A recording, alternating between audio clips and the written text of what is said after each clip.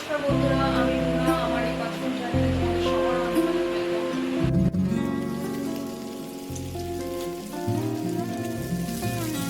আজ দুপুরে বিশেষ কিছু রান্না করা হয়নি, তাই ভাবলাম রাতে রুটি দিয়ে একটা নিরামিষ তরকারি করা যাক। ফ্রিজে একটু পনির ছিল, তাই ভাবলাম পনিরটাকেই নিরামিষভাবে বানিয়ে নিই। এখানে দেখো, পনিরটাকে আমি চৌকো করে কেটে নিয়েছি। প্রথমে আমি একটা মশলা বানিয়ে নেব। এর মধ্যে আমি দিয়ে দিচ্ছি কিছু কুচনো আদা, দুটো কাঁচা লঙ্কা আর সামান্য ধনেপাতা আমি এর মধ্যে দিয়ে দিলাম। এবার এটাকে আমি পেস্ট করে নেব।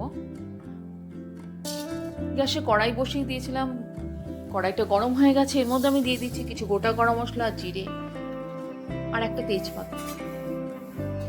এগুলো হালকা নাড়াচাড়া করে আমি বেটে নেব।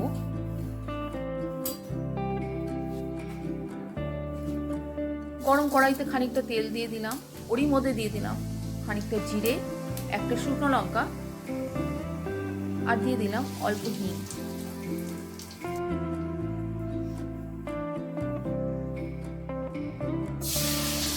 মশলাটা আমি বানিয়েছিলাম সেটা আমি এর মধ্যে দিয়ে দিলাম।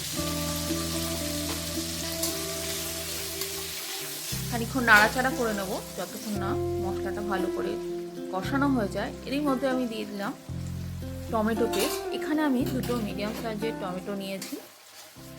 এবার আবার সব কিছু খুব ভালো করে কষিয়ে নেব।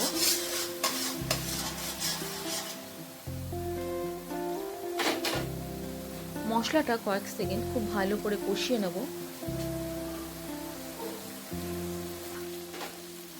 এখানে মশলাটা দেখো খুব ভালোভাবে কষে গেছে, মশলা থেকে কেমন তেলও ছেড়ে আসছে। এর মধ্যে আমি দিয়ে দিচ্ছি কিছু মটরশুঁটি। আবার ভালো করে সবকিছু কষিয়ে নেব। দিয়ে দিলাম নুন,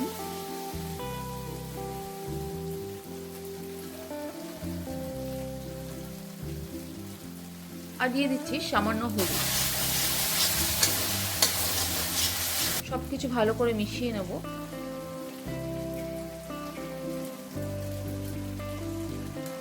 মশলাটা ভালো করে কষানোর পর এবার আমি এর মধ্যে দিয়ে দিলাম খানিকটা বাদাম বাটা।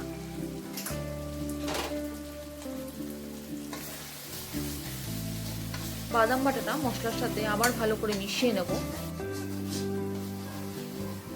এখানে মশলাটা খুব ভালো করে কষানো হয়ে গেছে। এর মধ্যে আমি সামান্য কাশ্মীরি লঙ্কার গুঁড়ো দিয়ে দিচ্ছি রঙের জন্য। আমি কোনো শুকনো লঙ্কার গুঁড়ো এই রেসিপিতে অ্যাড করিনি। মশলাটা খুব ভালো করে কষাবো। এখানে দেখো মশলাটা খুব ভালোভাবে আমার কষানো হয়ে গেছে।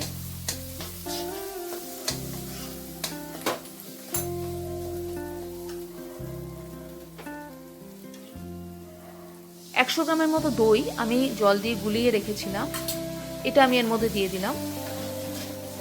এবার সবকিছু খুব ভালো করে আবার মিশিয়ে নেব। এর মধ্যে খানিকটা জল আমি অ্যাড করব। যেই বাটিতে দই ছিল সেই বাটিতেই সামান্য জল নিয়ে এখানে অ্যাড করে দিলাম।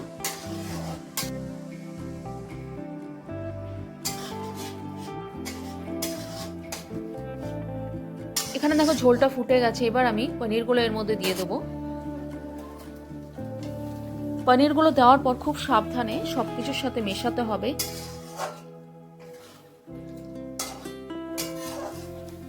এর মধ্যে আমি দিয়ে দিচ্ছি দুটো কাঁচা লঙ্কা, যেটা আমি চিড়ে নিয়েছি,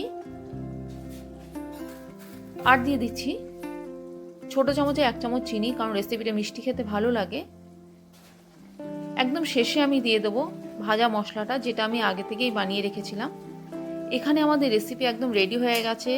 রাত্রে রুটি বা পরোটার সাথে এই নিরামিষ রেসিপিটা ভীষণ ভালো লাগে খেতে। অবশ্যই একবার ট্রাই করবে আর কমেন্ট করে জানাবে কেমন লাগলো। যদি ভালো লাগে লাইক আর সাবস্ক্রাইব করে আমার পাশে থাকবে।